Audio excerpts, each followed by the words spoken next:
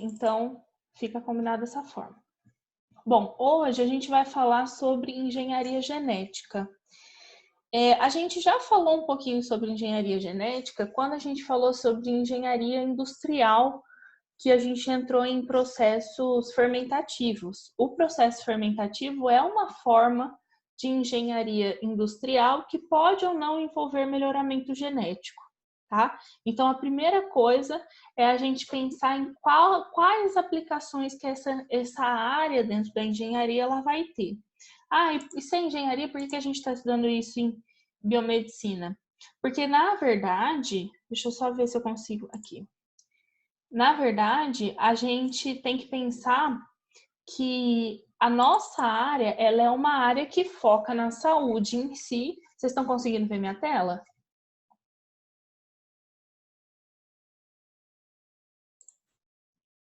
Beleza. É uma área que ela vai ser voltada para a saúde, só que é uma área onde eu tenho interdisciplinaridade. Então, eu não vou ter só a biomedicina trabalhando para a saúde, eu vou ter as outras áreas se infiltrando na biomedicina, que é esse estudo das ciências biológicas aplicada à medicina e que vão favorecer o desenvolvimento de certos materiais para mim. Então, a engenharia genética é o principal, é a área principal, todas as engenharias, né? A genética, então, mais ainda. A gente sabe que exames moleculares, eles são muito voltados para o melhoramento hoje em dia. Então, quando a gente pensa em engenharia genética, a primeira coisa que tem que vir na cabeça de vocês é melhoramento genético, tá? Então, vamos pensar. Deixa eu ver se eu consigo passar aqui. Aqui. Bom, vamos pensar. Aqui eu trouxe para vocês um histórico a respeito da engenharia genética em si. Então, o que aconteceu? A primeira coisa que aconteceu, eu tive o desenvolvimento de estudos que eram basicamente de forma mais empírica, né? E que tinham como objetivo descrever o meu DNA, descrever na sua conformação, e não exatamente o projeto Genoma, que tinha necessidade de sequenciar, não é disso que eu estou falando. É entender como que essas moléculas elas são e como elas interagem entre si para a sua multiplicação. Então, em 1970, foi-se analisado, né, os vetores de clonagem. O que são esses vetores? A gente já viu a respeito disso. Pode ser um plasmídio, pode ser um bacteriófago, né? Pode ser um micro-organismo que tem a sua capacidade de infecção atenuada. Então, são vetores, são aqueles arcabouços que vão carregar uma molécula de interesse para dentro de uma molécula receptora, também de interesse. Também nessa época, eu tive a descoberta, a descrição de enzimas de restrição. As enzimas de restrição, elas são muitíssimo importantes e até hoje são importantes, claro, né? Porque elas permitem que eu tenha essa manipulação do material genético. Então, eu uso uma enzima de restrição específica, ela vai cortar o material genético naquela posição molecular que eu quero, e aí eu consigo manipular esse DNA. Até 1970, eu ainda não tinha essa técnica de manipulação descrita de forma muito clara, né? Eu tinha a enzima de restrição, eu sabia como ela agia, mas eu ainda não tinha essa descrição de como que eu fazia esse melhoramento genético, né? E aí veio também com isso a clonagem molecular. Clonagem a gente já falou, que a gente tem a terapêutica e a clonagem reprodutiva, né?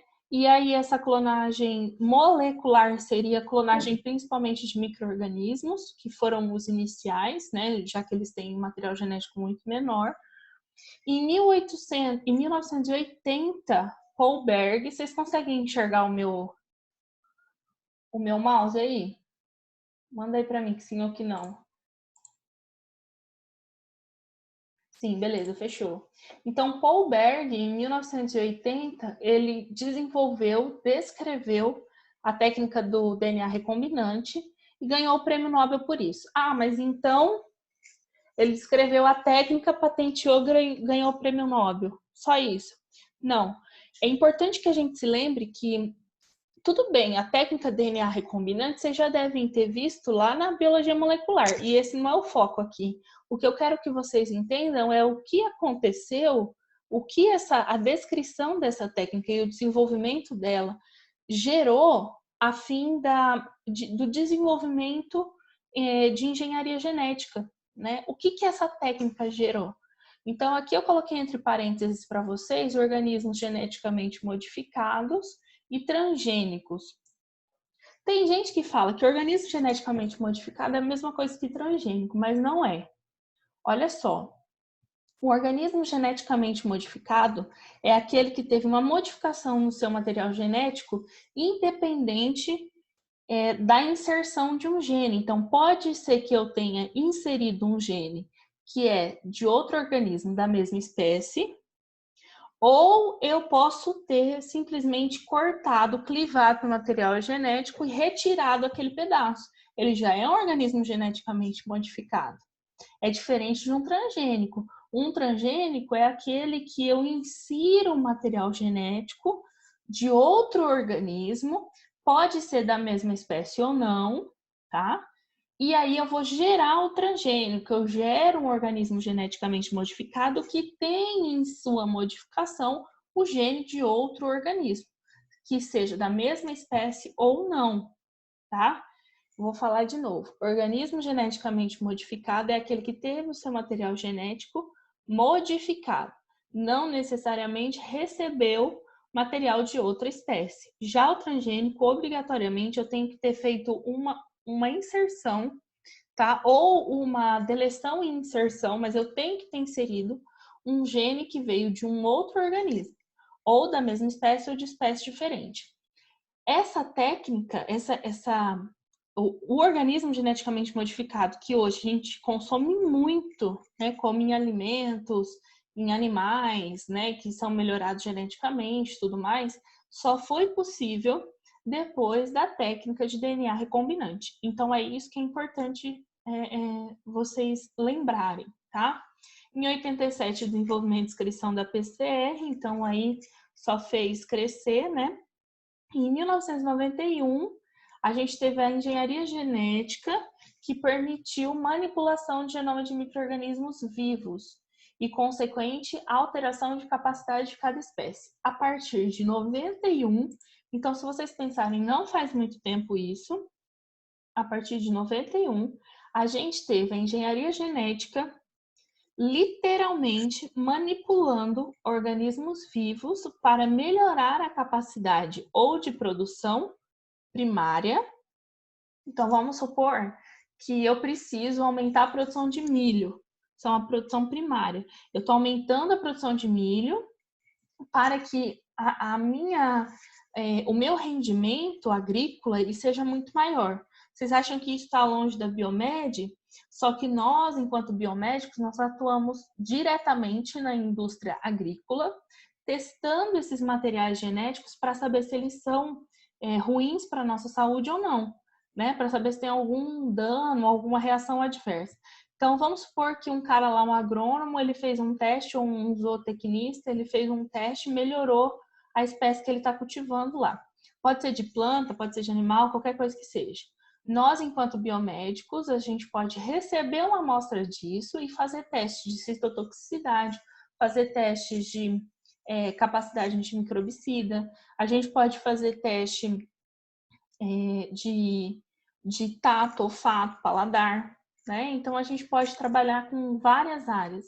E esse último entra na área de bromato, né? Então todas essas experiências que são feitas pós-manipulação, pós-cultivo, pós-proliferação desse organismo geneticamente modificado, nós temos acesso e nós podemos fazer parte, tá? Então, a partir de 91, a gente tem a manipulação desse genoma com o objetivo de aumentar a capacidade de produção daquele organismo, ou relacionado a algo primário, como, por exemplo, o aumento da produção agrícola, ou algo secundário. Por exemplo, eu tenho um organismo que eu inseri um gene nele, ou eu nocautei um gene dele, que fez com que ele produzisse mais antibiótico. Vou falar uma coisa que é mais da minha realidade. Que ele produzisse mais antibiótico. Então, eu preciso saber se essa produção desse antibiótico vai ser como era antigamente, se esse antibiótico ele tem a mesma eficiência, se ele tem a mesma estrutura química, se ele tem a mesma ação e assim por diante. Tudo bem até aqui? Gente, se tiver pergunta, alguma coisa, pode ligar o microfone, tá? Eu vou deixar o chatzinho aqui do lado. Bom, aí para manipulação genética, a gente tem algumas fases. Então, a primeira coisa é que eu tenho que escolher qual DNA, qual fragmento que eu vou usar. Eu não consigo manipular o genoma inteiro, porque afinal de contas o genoma é enorme. Não importa se é de uma bactéria, se é de um ser humano, não importa. O genoma é muito grande. Então eu preciso saber qual gene eu vou ou desligar ou eu vou inserir, em qual posição ele tem que estar. Então, primeira coisa é escolher o fragmento de DNA a ser utilizado e qual local que ele vai ser ou retirado ou inserido. Depois, eu faço o corte desse fragmento. Como que eu vou fazer esse corte? Por meio das enzimas de restrição. Eu acho que vocês já devem ter feito isso em biologia molecular. Vocês já fizeram? Responda aí para mim. Depois, eu vou transferir e inserir o genoma, esse fragmento de DNA, numa célula determinada, que é a célula receptora. Como que eu faço essa transferência? Geralmente por meio de um vetor. Eu não vou lá e injeto diretamente esse material genético, a não ser que eu tenha equipamentos para isso. Quais são esses equipamentos? Deixa eu ver se alguém aqui no Discord está falando alguma coisa. Não, acho que não. Quais são esses equipamentos que eu poderia utilizar? Existem alguns processos que vai depender do seu organismo receptor. Então, por exemplo, para micro-organismos eu posso fazer transformação. Então, eu coloco o material genético ali no meio e induzo a transformação, o recolhimento desse material genético para dentro da célula. Para as células eucarióticas, né, que não fazem esse tipo de processo, eu poderia usar uma técnica chamada biobalística. A biobalística nada mais é do que um tiro que eu dou dentro dessa célula. Então, imagina assim, eu tenho uma placa de Petri aqui, vamos por assim, tá? Eu tenho a placa de Petri, ela vai estar mais ou menos aqui. Deixa eu pegar alguma coisa para ser a placa de Petri. Ó, tem a placa de Petri aqui. E aí eu tenho uma arma, como se fosse uma arma mesmo. Essa arma, ela atira o fragmento de DNA para dentro da célula que está aqui sendo cultivada na placa de Petri. Chama biobalística. A pressão que o tiro sai, que ele chega até a célula, tem que ser o suficiente para que esse material genético fique próximo da região alvo. Então, ele vai ficar próximo ali do meu DNA. E tem que ser o suficiente para que ele não fique na bordinha ali da membrana, na região tanto externa quanto interna. Se ele ficar no citoplasma, ele corre o risco de ser degradado, porque ele é um material externo, então ele pode sofrer degradação, tá? Por endonuclease que eu tenho ali no meu ambiente. Então, uma das técnicas é a biobalística para células eucarióticas, mas tem muitas outras, tá? Depois, seleção das células que possuem as moléculas do clone desejado. Então, aqui, depois que eu fiz todo esse processo, depois que eu fiz a biobalística, que eu atingi várias células ali na minha placa de Petri, eu preciso selecionar aquelas que estão carregando aquele material genético que eu inseri, tá? Então, essa é a primeira coisa. Aqui, gente, eu trouxe para vocês uma notícia que não é muito recente, mas eu não sei como que... Eu não sei... 2018, ó. 2 de dezembro de 2018. Essa notícia é sobre um chinês que estava fazendo... É um rolo. Acho que vocês já devem ter ouvido falar sobre isso. Eu acho que até que eu já comentei com vocês sobre isso. De um chinês que clonou algumas crianças. Eu já falei disso para vocês? Se quiser ligar o microfone conversando comigo, eu me sinto menos carente, assim. Esse chinês, ele queria, e na verdade ele usou casais que tinham que era um HIV positivo, e a criança, ela provavelmente nasceria com HIV positiva, né? Então, o que ele fez? Ele nocauteou o gene, ele fez na verdade, ele nocauteou, né? Ele retirou o gene que teria essa capacidade de desenvolver o HIV. Então, essa criança, ela é imune ao vírus da imunodeficiência, tá? Essa era a ideia dele. E aí, isso abalou todo o mundo nessa época, porque na China, esse é um tipo de procedimento que seria aprovado no comitê de ética. Mas em todo o resto do planeta Terra, não é um procedimento que é permitido. Então, o que ele fez? Como que ele conseguiu a autorização para fazer isso? Ele estava nos Estados Unidos e ele foi fazer um intercâmbio durante o doutorado, o pós-doutorado dele, mas durante algum nível de graduação, ele foi para a China fazer esse projeto. E lá na China esse projeto foi aprovado. E aí as crianças nasceram, enfim, ainda estão fazendo alguns testes. Esse cara, inclusive, ficou sumido uma época, porque ele sofreu várias ameaças, porque ele não podia ter feito esse tipo de teste, nem nada do tipo, tá? Então, aqui no El País, a gente teve essa notícia, né? Eu coloquei a notícia aí na íntegra para vocês poderem ler depois, tá? Mas eu não vou me atentar à notícia agora. Só isso aqui, ó. O experimento de Ri consistiu em tentar imitar essa mutação natural. Então, para que eu não tenha HIV, para que eu não adquira o vírus, eu preciso ter uma mutação no receptor dele, tá? Ou eu preciso ter uma mutação dentro do meu linfócito que não permite que esse HIV ele se mantenha lá dentro do meu linfócito por muito tempo. Então, são algumas mutações que eu tenho no meu DNA. De forma natural, eu sou suscetível ao HIV. O que ele fez? Ele induziu, ele imitou essa mutação que seria natural por meio de uma técnica chamada CRISPR, que, se não me engano, o Carlos já deve ter falado para vocês a respeito dessa técnica. Nós só vamos revisar aqui. Então, o que essa técnica ela busca, né? Aqui é a técnica como ela foi descoberta, tá? Essa técnica ela foi descoberta por meio do estudo de bactérias que eram resistentes a certos tipos de bacteriófagos. Então, o que o bacteriófago faz? Ele chega até próximo aqui da célula bacteriana, próximo de parede, e ele injeta o material genético dele dentro dessa célula.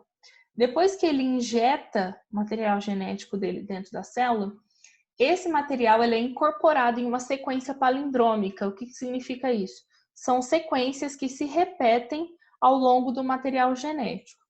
Essas sequências, então, elas são lidas por um RNA e esse RNA vai passar a ser um RNA chamado guia, tá? Esse RNA tem a informação de que eu tenho um genoma viral acoplado nessa sequência CRISPR, essa sequência palindrômica.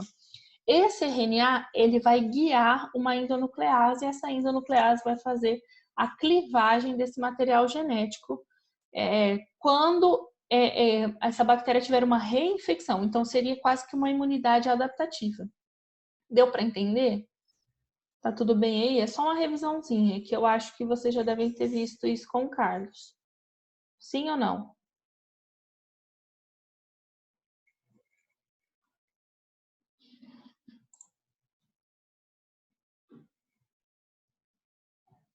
Sim, beleza. Gente, vai falando comigo, tá bom? Beleza. Como que isso seria aplicado em humanos? Alguém tem ideia de como eu poderia fazer isso em humanos? Que isso aqui é bactéria, tá? Isso faz parte da imunidade bacteriana.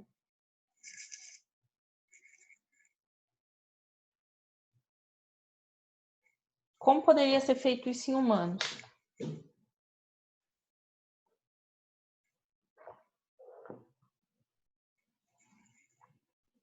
Alguém?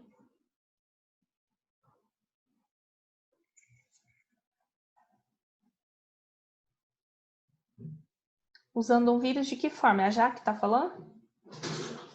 De que jeito, Jaque?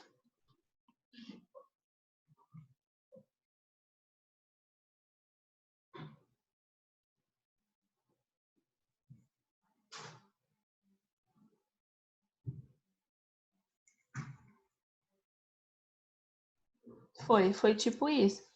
Mas aí você tem uma ideia de como esse vírus seria capaz de infectar? O que, que ele ia fazer? Ele ia injetar o material genético dele? Porque pensa assim, na bactéria, o bacteriófago injetou o material genético dele e a bactéria reconheceu e criou uma imunidade adaptativa. Então, na próxima infecção, ele vai clivar esse material genético.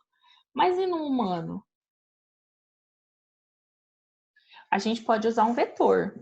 Você tá certo. Mas aí o que, que vai ter dentro do vetor?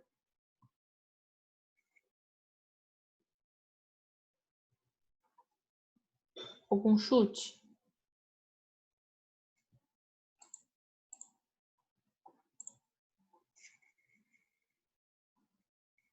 Vai depender do meu target, né? Vai ter material genético, tá certíssimo. Vai ter o material genético. Então, por exemplo, ele sabe que a mutação do DNA lá, para impedir a infecção por vírus, ela é uma sequência específica, tá no cromossomo específico, num local específico. Ele vai colocar um RNA guia dessa sequência dentro do meu vetor, e junto com esse DNA guia, ele vai colocar uma endonuclease que consegue ser guiada por esse RNA guia. Porque pensa, não tem também endonuclease específica, a não ser que eu induza a produção dessa endonuclease específica. Então eu coloco os dois dentro do meu vetor, não necessariamente no mesmo vetor, tá? Eu posso primeiro colocar a sequência de RNA e depois colocar a minha endonuclease. E aí, esse RNA, ele vai guiar a endonuclease, eu corto o material genético do meu humano agora, né? Então, eu cortei aquela sequência que geraria o receptor para HIV. Depois que eu cortei aquilo, naturalmente, pelo processo de modulação de DNA que eu tenho, essa sequência, na hora que eu transcrever ela, eu não vou, eu vou ignorar que ela estava ali, entendeu? Então, no momento da duplicação, eu não tenho mais a duplicação dessa região. Essa região ela já não existe mais no meu DNA base. E aí, quando eu tenho a dupla fita, eu perco isso. Então, teoricamente, é uma técnica muito sensacional, não é? Pensa, me conta, o que vocês acham? É uma técnica muito sensacional. Se a gente for pensar de um lado de melhoramento genético, isso poderia facilitar muitas coisas. Por exemplo, hoje a gente não tem cura para fibrose cística.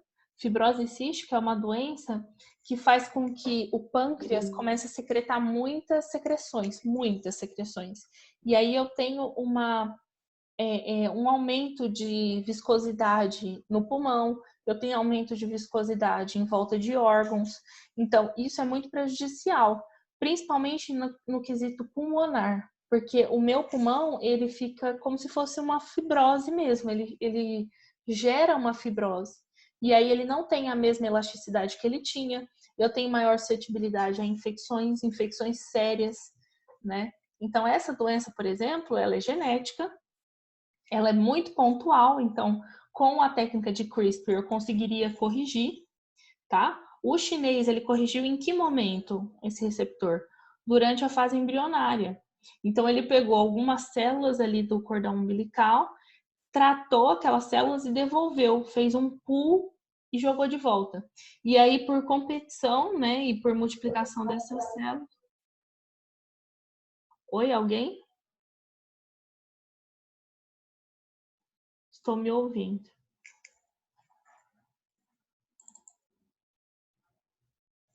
Gente, alguém ligou o microfone. Ah, tá, já melhorou.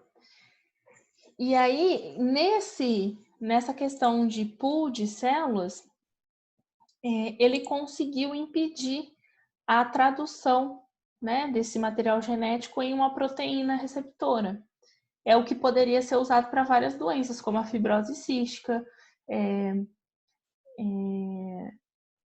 geralmente globinopatias, né? Então, doenças que são autossômicas, talassemia, anemias, que são doenças que são, como eu posso dizer, debilitantes e são genéticas. Só que existe um problema. A própria pessoa que descreveu isso foi uma mulher, tá?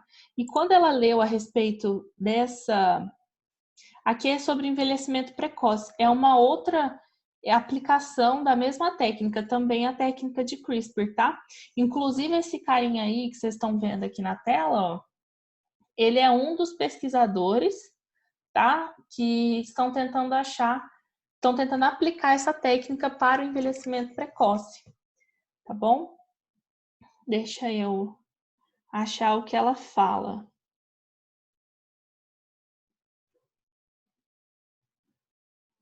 Ó, aqui ela fala assim, isso aqui foi a autora, tá? Da técnica. Aliás, não foi a autora, não. Bom, não sei. Tá em algum lugar. A autora fala o seguinte, que a ideia de usar a técnica dela para a cura de doenças é algo muito, muito bom, muito sensacional, é algo maravilhoso. Aqui, ó. Ó. Se for verdade, essa experiência é monstruosa. Ela fala isso. Professor Julian, ela não, é ele. Os embriões eram saudáveis, sem doenças conhecidas. Por quê? Ele sabia que os pais eram HIV positivo, mas não sabia se a criança era HIV positiva ainda, tá? A edição genética em si é experimental e ainda está associada a mutações indesejáveis. Então, nenhuma técnica de engenharia genética em larga escala, eu não digo aquelas técnicas onde eu vou inserir um fragmento específico de DNA em um micro-organismo específico. Mas nesse caso, a gente está falando de manipular o genoma, né? Alterar qual vai ser a genética dessa criança, né? Então, eles ainda não conhecem quais são essas mutações que podem ser indesejáveis, capazes de causar problemas genéticos em etapas iniciais e posteriores da vida, inclusive o desenvolvimento de câncer. O especialista também lembra que já existem formas muito mais eficazes de prevenir a AIDS, né? E aqueles ainda é antigo isso, 2018. Inclusive o sexo protegido. E mesmo que a síndrome seja contraída, hoje existem tratamentos eficientes. Hoje vocês não veem ninguém morrendo de AIDS, né? O tratamento ele é bastante eficiente. A experiência contradiz décadas de consenso ético e diretrizes sobre a proteção dos participantes humanos em técnicas de pesquisa. Os bebês resultantes do teste de Ri estão sendo usados como cobaias genéticas. Isso é uma roleta russa genética, porque ninguém sabe no que vai dar, tá? E se você pesquisar alguma coisa sobre isso, a gente tem pouquíssimas informações a respeito da saúde das crianças, tá? Se vocês acharem alguma coisa, inclusive, me mandem, porque tem pouquíssima coisa disponível na internet a respeito disso. Então, apesar de ser uma técnica muito promissora e que nós podemos fazer correções, é possível fazer correções genéticas nesse material usando essa técnica de forma muito simples. Eu faço uma manipulação em nível de DNA embrionário. Deixa eu ver aqui. A Jaque está mandando uma mensagem. Deixa eu só ver uma coisa. E aqui é um vídeo dele, tá, gente? Eu acho que vocês vão ter o link aí. Depois vocês assistam o vídeo que eu coloquei para vocês. Tanto aqui, ó, eu coloquei 2 vídeos, tá? Esse aqui é ele explicando o que ele fez de uma forma muito sem vergonha, tá? Ele falou bem por cima. E aqui é ele numa conferência, também contando sobre isso e enaltecendo o feito dele. Com certeza o feito dele é maravilhoso, é sensacional, parabéns para ele. Só que a gente não consegue mensurar quais são as consequências disso. Então, eu gostaria que vocês pensassem não só na manipulação em si, como ela pode ser feita, tá bom? Lembrem do conceito, como que é na bactéria e como que ela é feita no ser humano. A utilização da técnica de CRISPR. Lembrem-se dessa aplicação, eu posso aplicar geralmente em mutações que são pontuais, tá? Para corrigir mutações pontuais. Mutações multifatoriais, eu não consigo usar essa técnica, porque essa técnica ela vai mexer em uma única alteração ou mais de uma alteração, mas que esteja dentro do DNA. Por exemplo, tem pessoas que são mais suscetíveis a desenvolverem diabetes ou hipertensão, mas isso é multifatorial. né? Eu dependo do ambiente, então eu já não posso resolver somente com a técnica de CRISPR, né? Eu posso sim ter mais receptores para insulina, para qualquer outro que seja o fator, mas não necessariamente por conta de uma correção de uma expressão de receptor, eu não vou desenvolver diabetes, tá? Porque isso depende de outros fatores. Então, doenças multifatoriais, eu não consigo aplicar a técnica de CRISPR para que ela tenha uma eficácia 100%. Agora, outras doenças onde eu tenho uma mutação pontual ou onde eu consigo fazer uma alteração pontual no material genético, eu poderia usar a técnica de CRISPR se houvesse consenso ético para isso, tá? Porque é importante a gente lembrar da questão ética também. E aí a pergunta que eu faço para vocês é a seguinte: será que esses bebês, eles não estão sendo selecionados geneticamente? Será que eu não estou selecionando esses bebês? Porque eles não vão ter AIDS. Isso é fato, eles não vão ter. Será que eu não estou fazendo uma seleção artificial deles? Alguém me falou de um filme Seleção Artificial, ainda não vi. Acho que foi a Duda ou o Davi que me falaram. Ou foi a Raquel. Será que eu não vou fazer uma seleção artificial? E essa é a pergunta com relação a isso. Bom, aí, gente, beleza. Não só para seres humanos, mas eu posso usar a engenharia genética e o melhoramento genético para melhorar qualquer organismo vivo que eu deseje. Então, por exemplo, eu sei que as células das plantas fornecem celulose para mim. E eu posso usar a celulose para várias atividades. Por exemplo, para formar cartões de celulose para fazer a própria cromatografia. Então, eu uso isso para que eu tenha um equipamento específico. Vamos supor que eu queira produzir um organismo que vai conseguir produzir um receptor específico, uma proteína específica. Essa proteína, quando isolada, vamos chamar de proteína X. Essa proteína X, quando ela está isolada e ela é administrada no ser humano, ela pode ajudar na ativação de vitamina D, por exemplo. Tá? Eu estou criando uma coisa hipotética aqui para vocês. Então, eu tenho um micro-organismo. Esse micro-organismo, ele já produz de forma natural uma proteína. Ele tem capacidade de fazer isso. E aí, essa proteína, quando isolada, essa proteína X isolada, administrada no ser humano, ela consegue fazer uma atividade muito boa, que é ajudar na ativação de vitamina D, que é um hormônio que eu preciso muito, ou uma vitamina, propriamente dita, que eu preciso muito. Deixa eu só conferir aqui o que o pessoal está falando no Discord. Ah, tá. Não, tudo bem. Ok. Tudo bem até aí? Essa é a nossa hipótese. Como que eu vou fazer para gerar uma superexpressão dessa proteína? Primeira coisa, eu posso induzir essa superexpressão nocauteando outros genes que poderiam estar relacionados a um feedback negativo da expressão desse gene. Então, primeira coisa, fazer um nocaute gênico de genes que são expressos de forma antagônica, tá?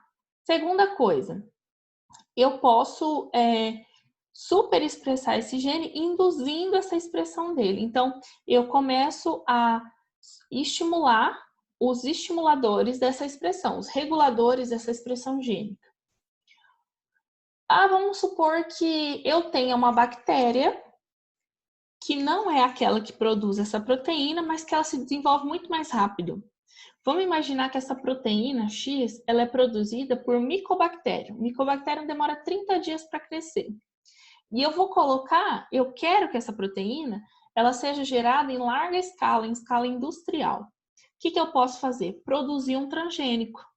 Eu posso pegar esse gene capaz de fazer essa produção, ser codificado, né, e formar essa proteína X, e colocar em uma bactéria que tem um crescimento de 24 horas.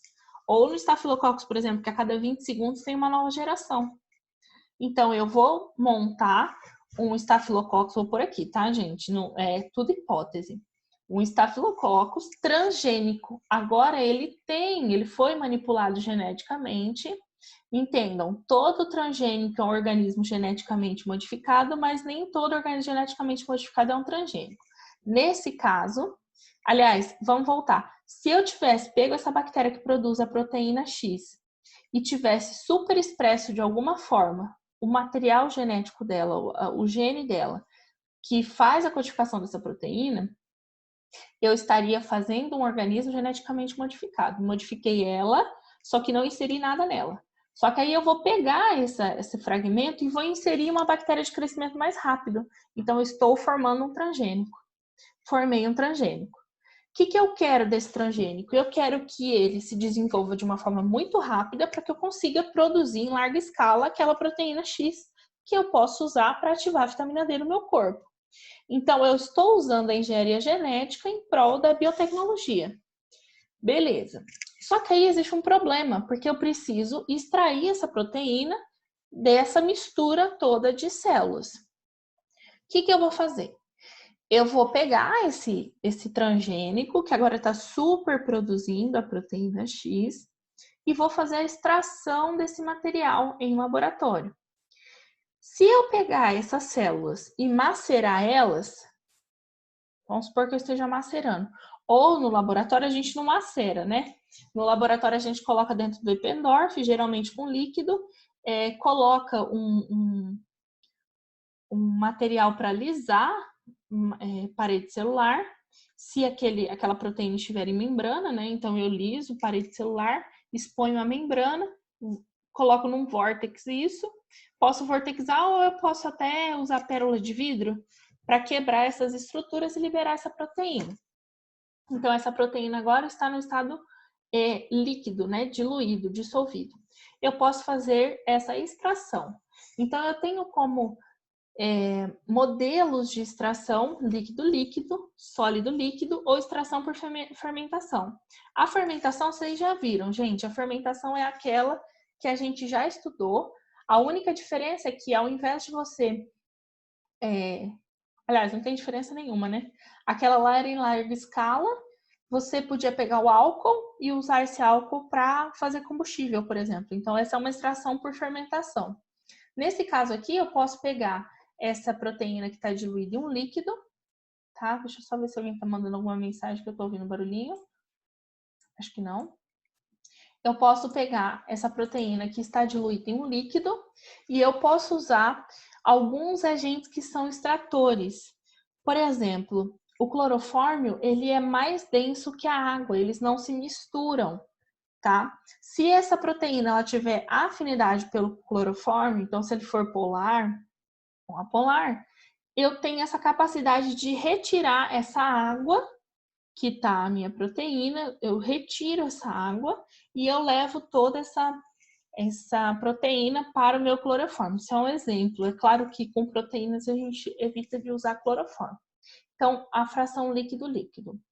A extração sólido-líquido pode ser, por exemplo, uma planta que tenha um composto químico que é muito eficiente na ação anti-inflamatória, por exemplo. Por exemplo, jaca. A folha da jaca tem um composto nela que tem ação anti-inflamatória. Então, o que eu posso fazer? Eu posso macerar essa folha, é um composto sólido, e aí eu posso colocar um solvente ali e deixar fervendo. Eu fervo. Se esse composto ele for volátil, ele vai poder passar por um condensador, por exemplo. Eu passo por um condensador e eu mudo o estado dele de sólido para líquido, tá? E aí eu arrasto esse agente que eu quero, essa substância que eu quero. Então, a extração, ela vai depender da natureza do seu metabólito. Por que eu tô falando isso junto com a técnica de CRISPR, gente? Porque a técnica de CRISPR, ela pode ser facilmente utilizada e outras técnicas, né, de manipulação genética para aumentar a minha produção de metabólitos. Claro que aqui eu trouxe uma aplicação para vocês muito grotesca, né? Onde eu posso manipular o meu material genético e impedir que eu tenha uma doença, porque é mais voltado para a nossa área. Só que em caráter industrial, eu posso pegar um metabólito que seria natural, ou eu posso inserir esse metabólito que não seria natural, né? A informação para eu ter esse metabólito não natural em outro organismo, formando um transgênico, e aí eu posso extrair esse metabólito, tanto primário quanto secundário, daquele ser que o formou, né? Então, aqui eu tenho 3 tipos de extração como exemplo para vocês. A por fermentação, a gente já viu como funciona.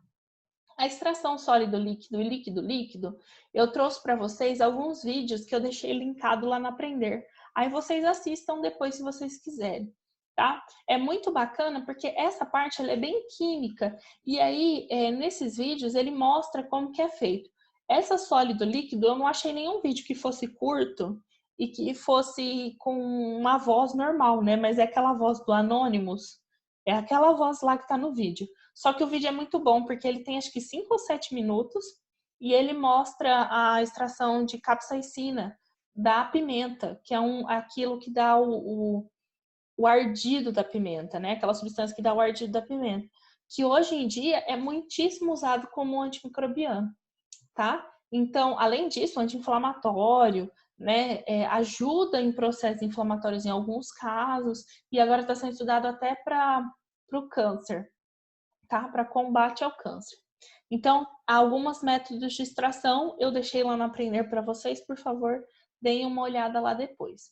Só que aí, beleza, eu extraí, e agora não só extrair, porque eu vou contar só uma história rápida aqui para vocês, já tô acabando, tá, gente?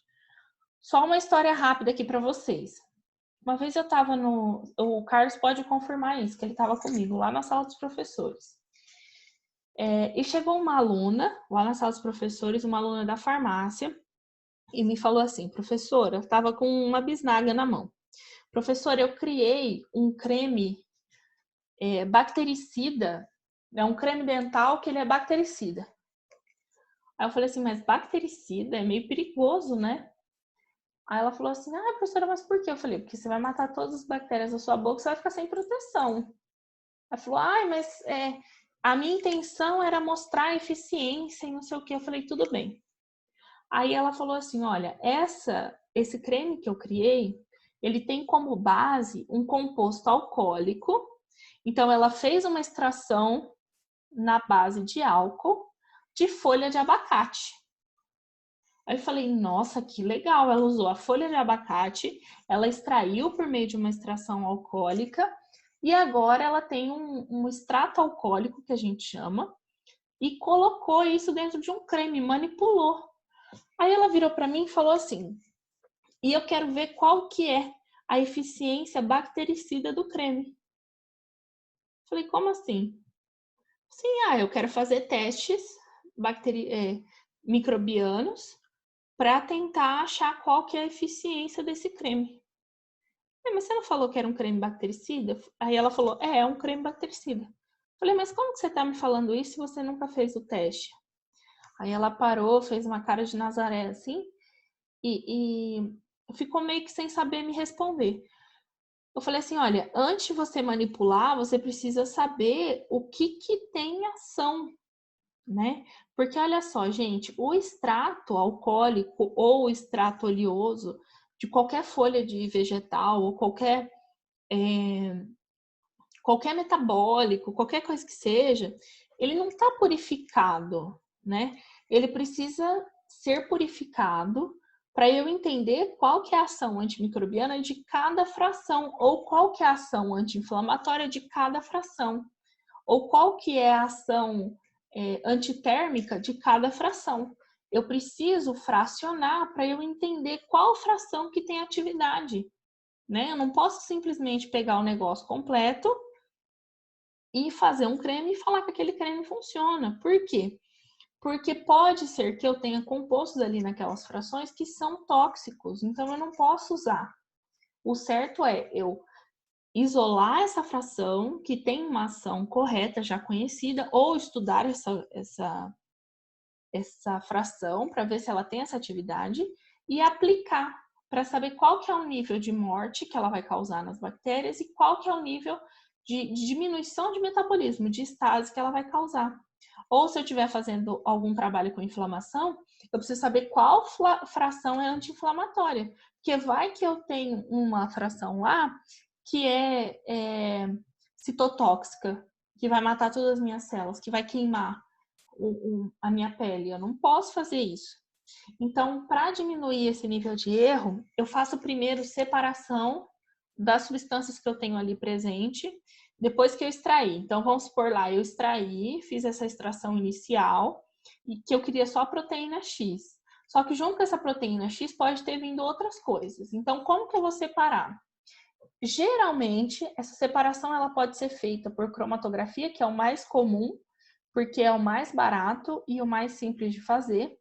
Ou eu posso fazer por eletroforese. O problema da eletroforese é que vocês já viram um gel de eletroforese, né? Eu vou separar de acordo com o peso molecular as bandas que eu vou ter. Isso eu posso fazer para qualquer composto, tá? É o mesmo princípio. Aquele lá que vocês devem ter visto era para fazer separação de algumas bandas de DNA.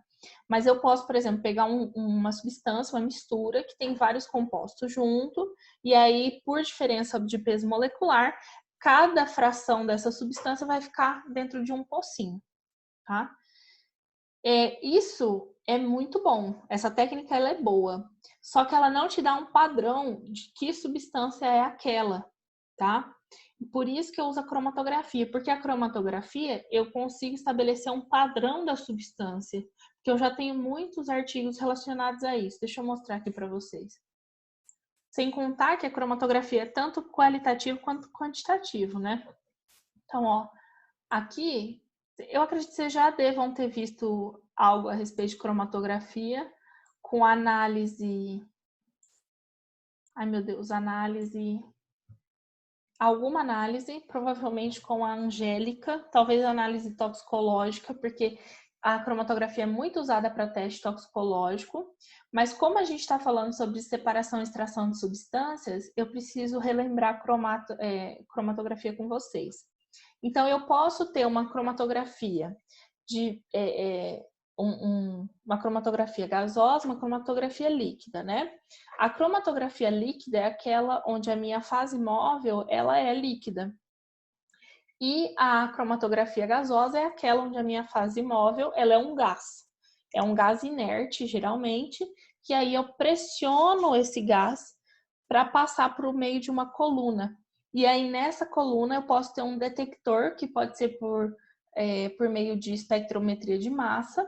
Ele vai verificar qual que é o padrão que aquela substância específica ela gera. Então vamos ver por aqui, ó. Aqui eu tenho uma coluna. Essa coluna, ela geralmente tem sílica dentro, tá? É a fase estacionária dela é uma sílica. E aí eu vou colocar a minha mistura, a minha substância que eu não sei o que é. Essa substância, essa mistura, ela tem 3 substâncias diferentes, ó, vocês podem ver, azul, vermelho e verde. Aí eu vou colocar a minha fase móvel, que é um solvente, pode ser qualquer coisa, vai depender do que você quer isolar. E aí eu vou fazer essa corrida como se fosse uma eletroforese, ó. Acredito que vocês devem lembrar da eletroforese aqui.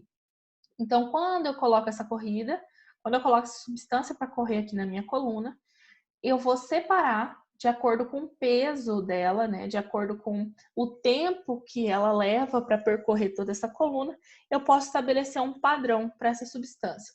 Se eu quiser isolar somente a substância verde, eu vou com o Erlenmeyer, não, aqui é um tubo, né? Eu vou com esse tubo aqui, pego, retiro toda essa substância verde. Aí eu espero descer mais um pouco essa sílica, né? Eu espero descer mais um pouco essa substância.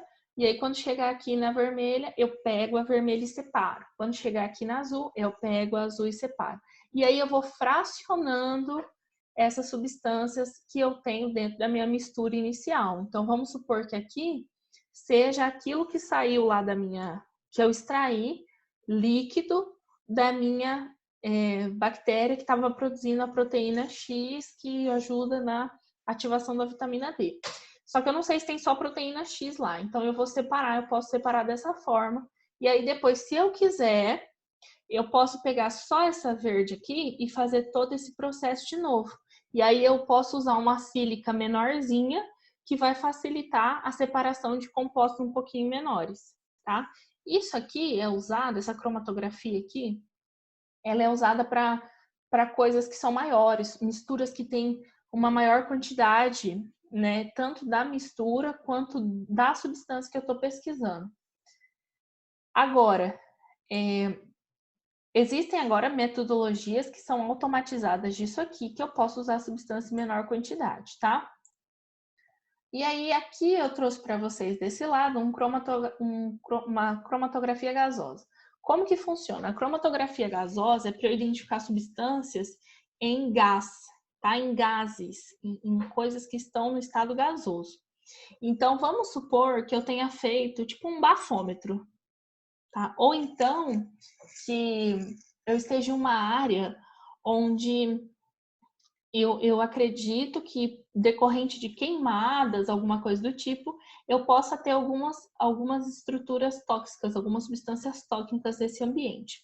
Eu vou lá, coleto o gás ambiental e venho aqui com uma seringa de vidro, né, que não vai ter aquela tensão superficial na seringa, e injeto dentro dessa região de entrada da minha amostra.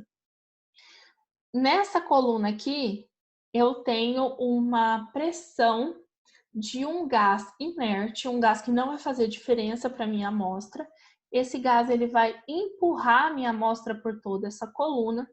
Quando eu chegar aqui nessa região, essa coluna, essa lente, quando eu chego aqui, eu faço uma leitura por espectrofotômetro de massa. O que acontece com o espectrômetro de massa, o espectrofotômetro de massa?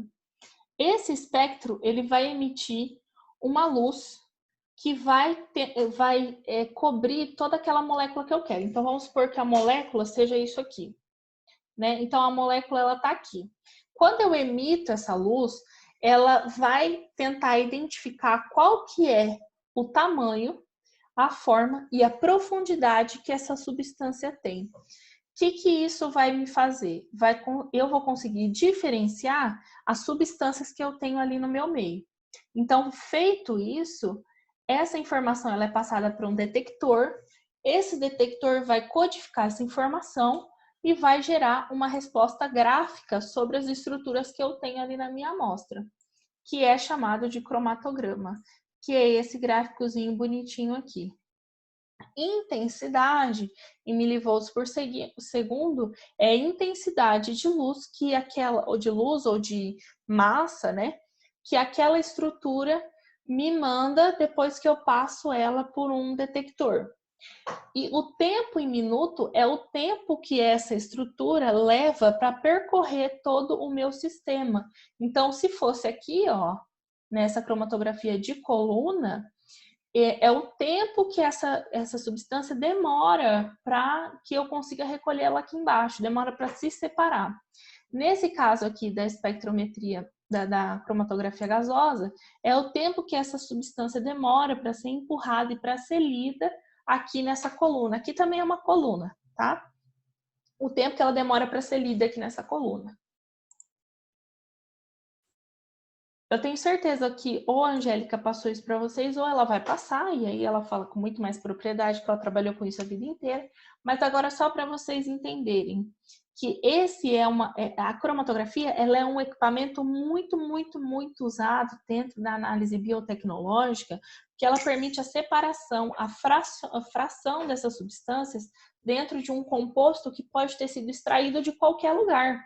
Se eu tenho uma planta e eu quero saber qual é a concentração de etanol, qual é a concentração de éter que eu tenho nela, eu posso fazer dessa forma, né? Então, é um equipamento, é uma técnica muitíssimo utilizada e muito boa para nós. Então, dentro da área de biotecnologia, é uma condição sine qua non entender como funciona a cromatografia, tá? Então, esse tempo aqui é o tempo que percorre. E aí, vocês estão vendo que cada composto, ele tem um padrão, tá? Ele tem um pico. Esse pico Depois eu vou constar na literatura e vou comparar qual é o padrão que eu tenho dessa intensidade e desse tempo, essa razão, tá? Que vai me indicar qual é o elemento que eu tenho aqui. Claro que antigamente a gente precisava ir lá na internet, né? Não na internet, mas em base literária e comparar esse padrão de forma manual. Eu olho aqui o éter, bom, eu sei que o éter teve o maior pico ali na minha substância. Então, o éter está emitindo essa característica de tempo e intensidade. Eu ia lá, procurava de forma manual. Hoje em dia, não. Hoje em dia, os equipamentos eles já têm um banco de dados, né? Porque já foi feito muitas análises com relação a isso. Então, hoje, ele já traz essa condição aqui, ó. Éter, acetona, cloreto de etila, né? Então, ele vai colocar, ou ele coloca os nomes assim, ou ele faz uma lista, vai depender do equipamento que vocês vão usar. E aí, como a cromatografia é muito sensacional e ela te traz um resultado muito eficiente em pouco tempo, a gente tem algumas utilizações dela que são muito, muito, muito boas para nós, né, enquanto profissionais da saúde, que são o diagnóstico de hematopatias. Esse é o artigo que eu passei para vocês, tá? Eu passei um artigo para vocês onde eles comparavam a HPLC, que é uma cromatografia líquida de alta capacidade, né, de alta definição, com os métodos tradicionais para esse diagnóstico. Muito bacana o artigo, eu vou mandar lá, tá? O pessoal falou que não conseguiu acessar o link, mas eu vou mandar. E para identificação e separação de frações presentes em compostos orgânicos em geral. Então, por exemplo, eu posso ter a busca por antimicrobianos em extratos vegetais, né? Em extratos que não tem nada a ver. Então, isso é muito usado dentro da área da bioprospecção da biotech. É você pegar um vegetal que você não sabe o que ele tem ali de fração, e aí você pega ele, extrai as substâncias dele, depois faz o fracionamento, identificação dessa substância e tenta avaliar qual é a capacidade antimicrobiana dele. Da mesma forma, identificar a capacidade vitamínica, como é esse caso da proteína X aí que a gente está simulando. Ou eu posso fazer o diagnóstico das vitaminas que eu tenho e qual é a proporção delas, né? Então, eu posso usar esse fluido biológico para fazer isso. Posso avaliar toxinas, tanto ambientais quanto em fluidos biológicos, quanto na presença, em presença, já falei ambiental, eu acho, em presença ambiental, né? Também extrato natural, que é isso que eu estou falando para vocês, e a terapia. Como que eu consigo fazer isso para a terapia em si? Porque eu já estou falando de diagnóstico, né? Mas e a terapia, né? A terapia, ela é totalmente voltada para esse isolamento e identificação de novos compostos. Por exemplo, eu identificar um composto que seja anti-inflamatório, que seja analgésico, que seja anestésico. Quando eu vou fazer a identificação desse composto, eu preciso fazer fracionamento, identificação de cada fração e testar cada fração para saber qual é a ação de cada uma, tá? Eu deixei bastante material para vocês, já acabou mesmo. Bom, eu deixei bastante material para vocês no Aprender a respeito disso, tá? Gostaria que vocês, por favor, dessem uma olhada lá. E aí, lembrando que tem questões para vocês lá no Aprender. Então, são 3 questões objetivas e uma questão discursiva sobre essa aula que a gente teve. E eu sugiro que vocês assistam os vídeos ou que vocês leiam os materiais antes de fazer, tá bom? Vocês têm alguma dúvida com relação a isso? Ou com relação a qualquer outra coisa? O questionário tem tempo, Gabi. Que bom que você lembrou. 40 minutos, tá? Eu pus. Só que são 2 tentativas. 40 minutos. Gravei essa aula. Gravei e vou postar no Aprender, tá? Gravei sim. Eu só não sei como que posta disso aqui, mas eu vou descobrir.